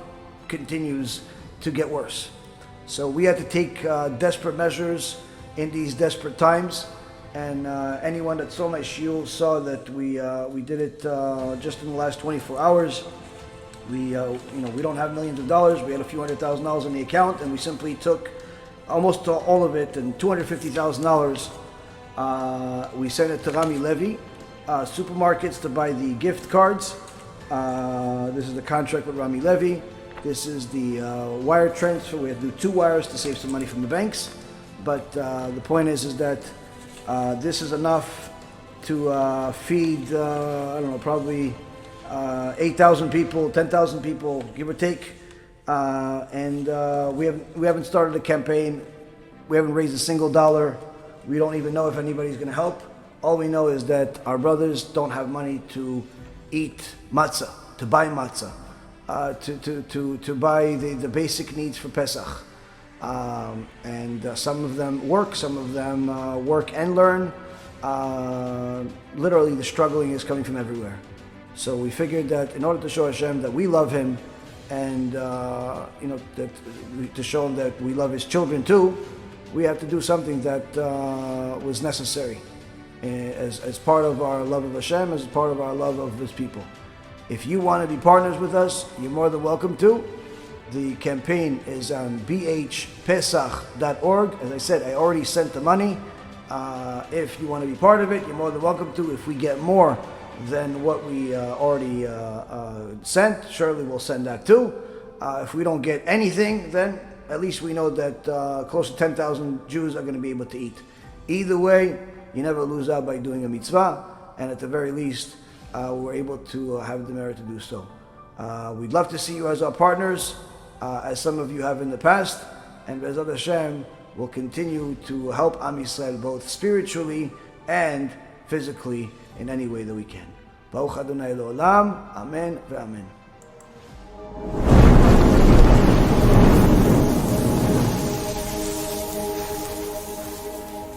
אחיי ואחיותיי היקרים, אנחנו נמצאים כמה ימים לפני חג הפסח של שנת תשפ"ב. אנחנו נמצאים, כולנו, כל עם ישראל, בתקופה מאוד מאוד מאוד לא פשוטה. לא רק שזה אחרי הקורונה ואחרי כל הסכנות שהיו בחשש ההידבקויות הנוראות, התחילה תקופה של פיגועים בארץ ישראל. לצערנו התקיים בנו הפסוק, מחוץ תשקל חרב ומחדרים אימה. אנשים מפחדים לצאת לעבוד, אנשים חוששים. כלל גדול לימדו אותנו חז"ל, ותפילה ותשובה וצדקה מעבירים את רוע הגזירה. יש לכם הזדמנות כאן לבוא ולעזור למשפחות נזקקות, משפחות של בני תורה, משפחות של אנשים צדיקים וישרים, שארגון בעזרת השם החליט לבוא ולעזור להם לחגוג את הפסח כבני חורין. בואו והצטרפו אל הזכות הגדולה הזאת, והזכות שלכם בוודאי תעמוד לכם ולהגן עליכם ולשמור עליכם ועל כל אחד ואחת מבני משפחותיכם בכלל כל עם ישראל. כל הצדקה שנתרמת לארגון בעזרת השם הולכת 100% לנזקקים. אין עמלות, אין אחוזים, אין כלום. הכל הולך לנזקקים שיקנו אוכל ויוכלו לחגוג את חג הפסח בשמחה ובדיצה. אהוביי, ההזדמנות הזאת היא הזדמנות מיוחדת שהקדוש ברוך הוא גלגל לידיכם. אל תעמדו מנגד, עלו על העגלה בדרך אל הגאולה. תודה רבה.